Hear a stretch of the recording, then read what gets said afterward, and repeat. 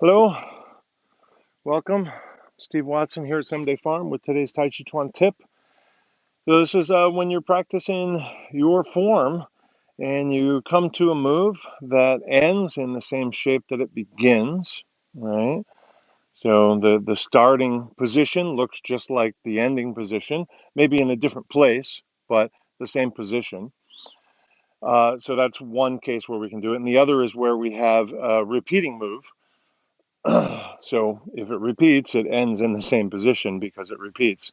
Um, so in either case, rather than just doing the prescribed number of practices of that um, form, of that shape, of that jin, do more. Of course, that means if you have time and if you have space, or both.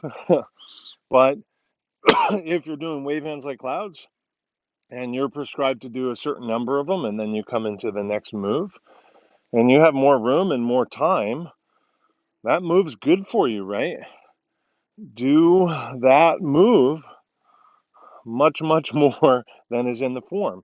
And that could mean that you just do the form on its own, do that movement on its own without doing the form. And it could mean that in the midst of the form, when you get to that move, you just do a whole bunch more of them or some number more of them, and then you continue the form. Either one would work.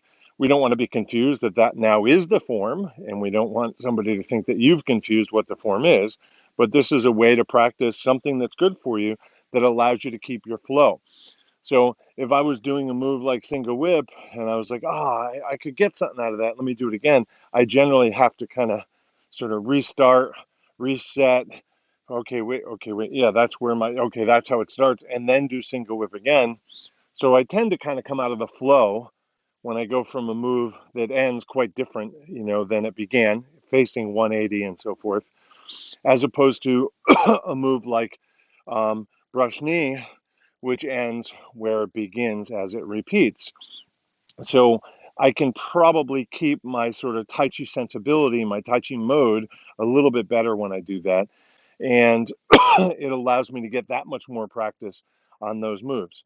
So that's today's Tàijíquán tip. I definitely encourage you to do your sitting practice, do your standing practice, do your shifting practice, do your turning practice. And if you have, jumping and a folding practice, do those as much as you can and begin to share your practice with others. That's how the art lives on. Thank you and love.